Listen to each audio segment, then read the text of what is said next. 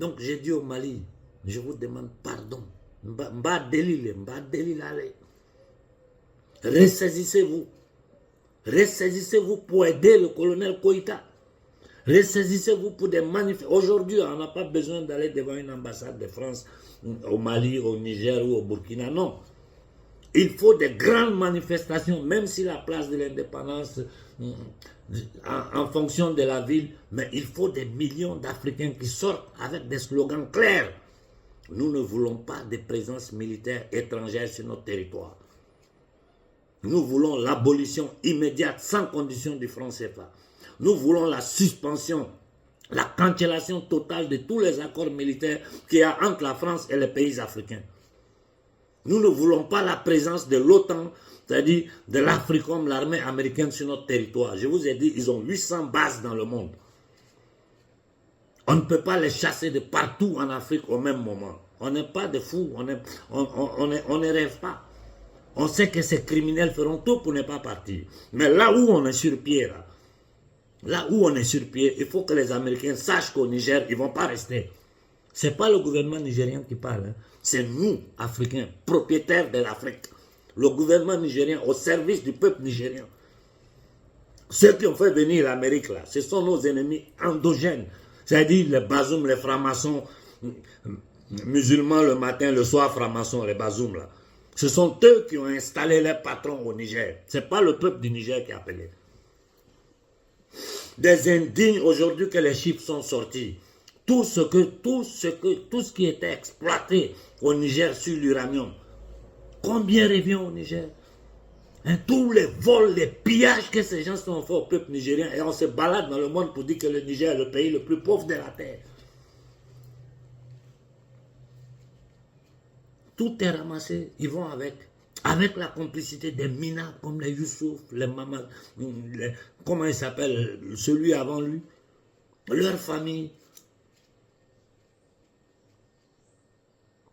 Si nous voulons aider nos gouvernements, il y a des petites choses à faire.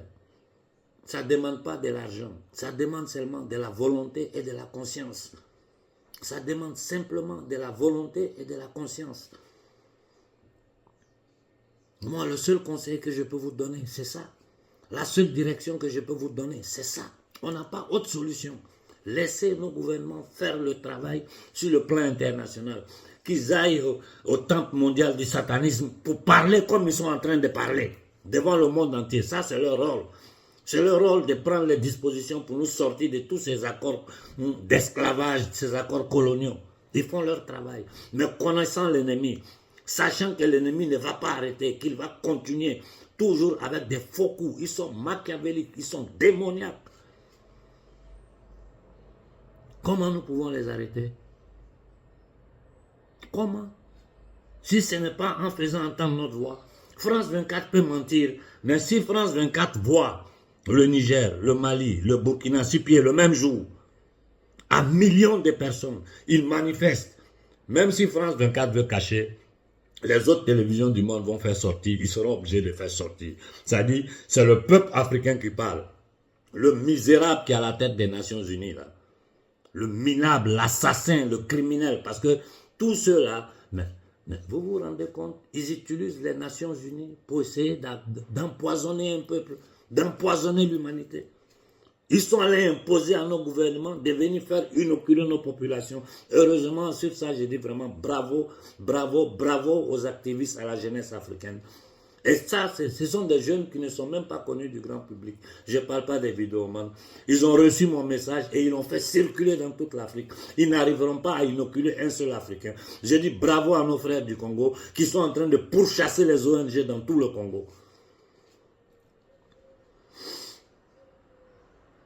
Partout où ONG se présentera pour tenter de vous inoculer, vous savez ce que vous devez faire. Et je dis à nos gouvernements, je vous en prie, nous sommes là pour vous. Nous combattons pour vous et nous sommes là pour vous protéger. Ne rentrez pas dans ces histoires d'inoculation là. Sinon, on sera obligé de vous combattre. Parce qu'on ne peut pas dire qu'on lutte pour un peuple, et pendant ce temps, on sait que ces gens-là, ils veulent stériliser le peuple, ils veulent tuer le peuple, et puis on va les laisser faire. Je vous ai dit, c'est des choses, je sais que Koïta, Ibé, ils ne sont pas d'accord. Ils disent rien, Parce que dans leur position, ils ne peuvent rien dire. Ce sale travail-là, c'est nous qui allons le faire.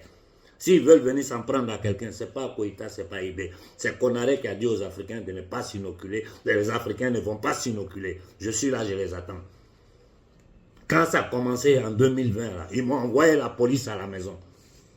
Ils ont pu me faire quoi? Rien. Ils ne peuvent rien me faire. Ils n'auront jamais le courage de se présenter devant un tribunal avec moi. Parce qu'ils savent que ce qui est dans ma tête là, je vais les humilier tous en public.